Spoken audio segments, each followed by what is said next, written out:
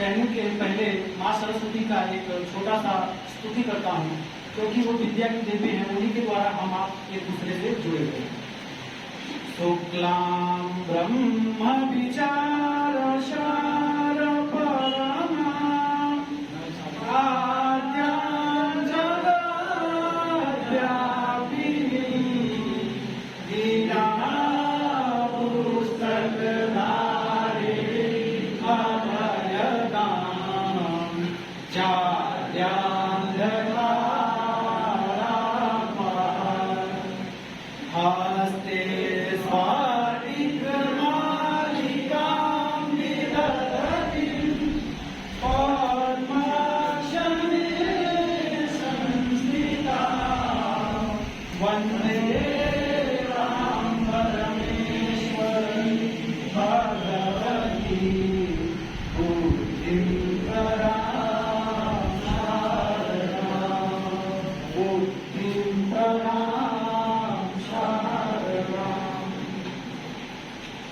मेरा नाम रत्नेश चौबे है, जैसा यहाँ पे लिखा हुआ है, और मैं भदोही जनपद का निवासी हूँ। मेरी प्रारंभिक शिक्षा 1 से 10 तक गांव में हुई है, और 11वीं से लेकर मैंने अपनी बाकी सब पीजी तक की पढ़ाई लगभग बीएचयू से किया है। बीएचयू में 11-12 एक CHS नाम की संस्था है, वहाँ से मैंने 11th किया।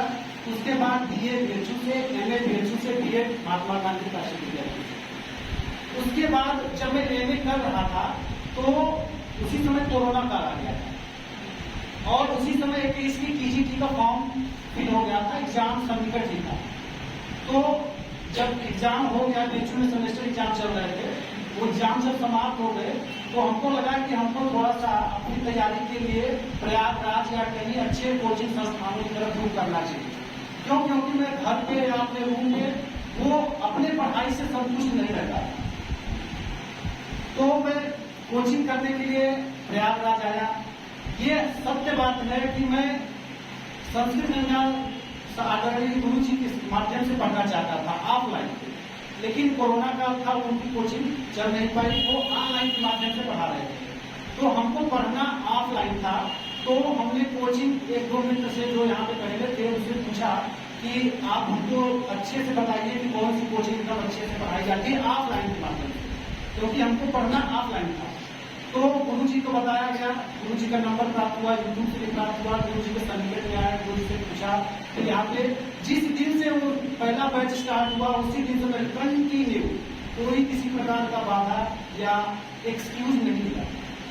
मैं लगातार पढ़ता था, जो जहाँ नहीं समझ में आता था बात निकाल करके कुछ नहीं समझ आ रहा, चाहे छोटी सी भी चीज हो, तो पूछता था गुरु जी से।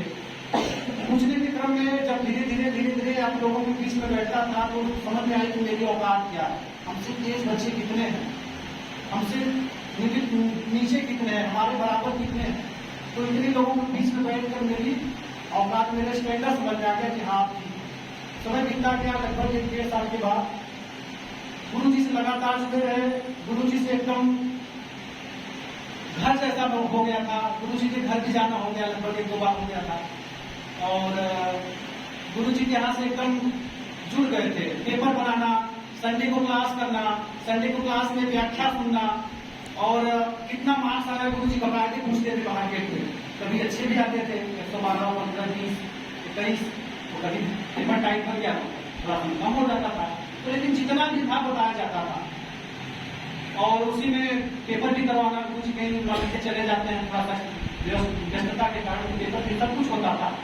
तो इसी के क्रम में मैं KBS में दिया, उसमें रिटेन हो गया, और मैं इंटरव्यू की तैयारी किया, लेकिन उसमें नहीं हो पाया। उसके बाद आई बिहार की भर्ती, मतलब एक 21 TGT, एक KBS, दूसरी की बात तीसरी हो गई बिहार, तीसरी वैकेंसी थी हमारे सामने।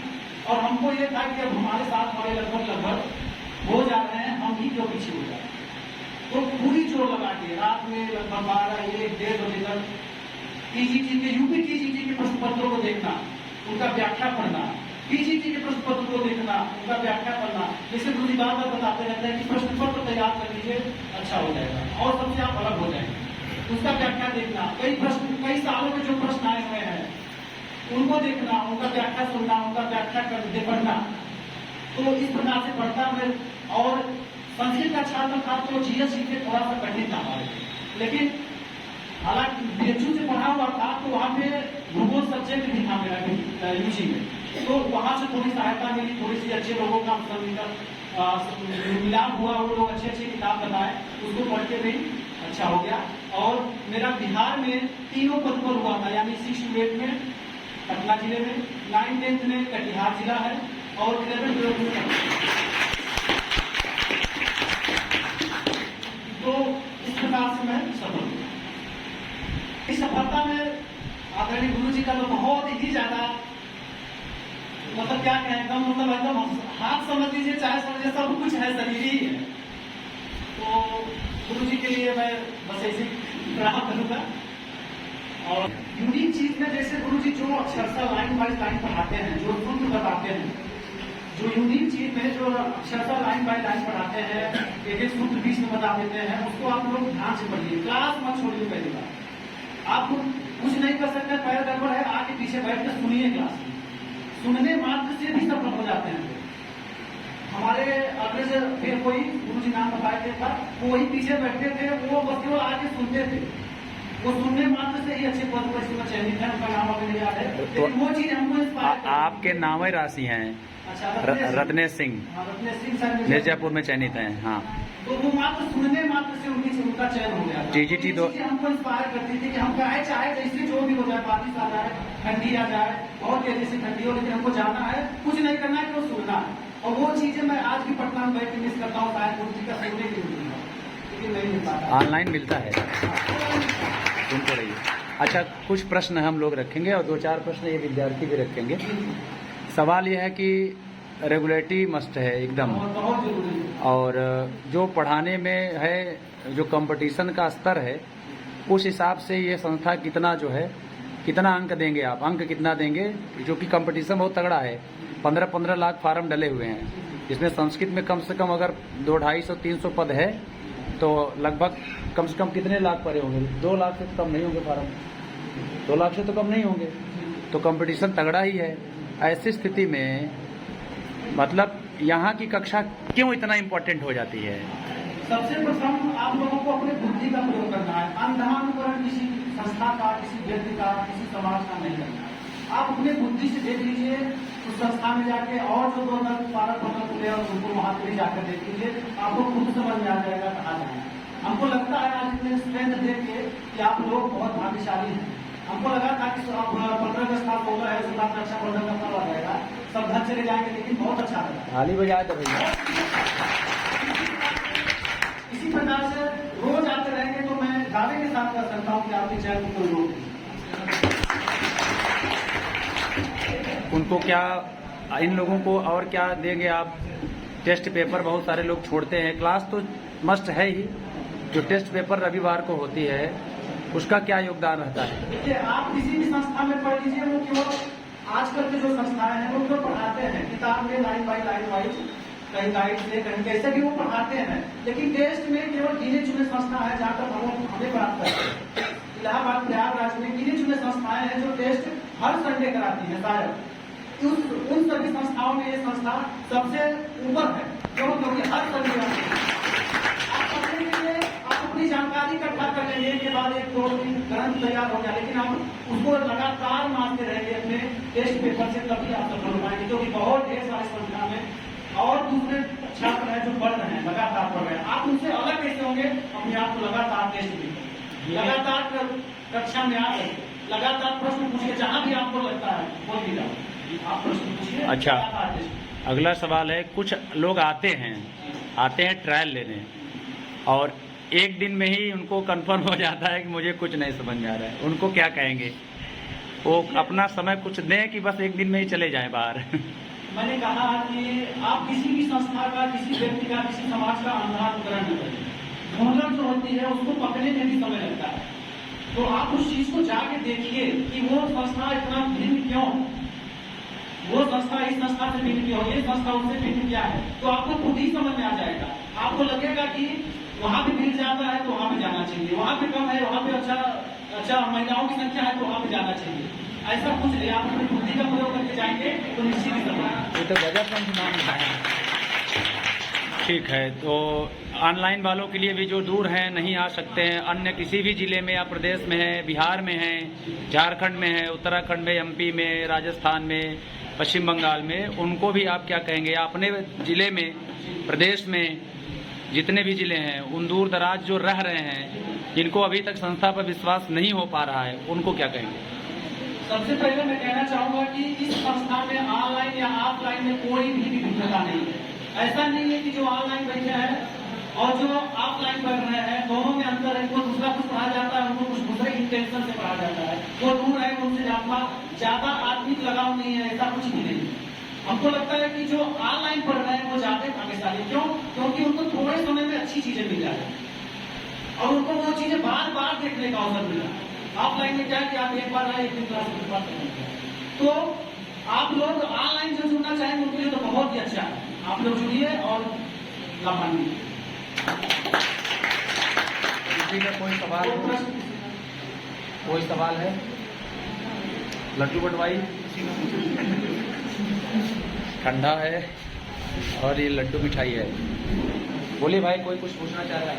आप कुछ पूछेंगे? देखिए, अगला एक तगड़ा सवाल है कि जब ये आ रहे थे इनका शरीर एकदम दुबला पतला था।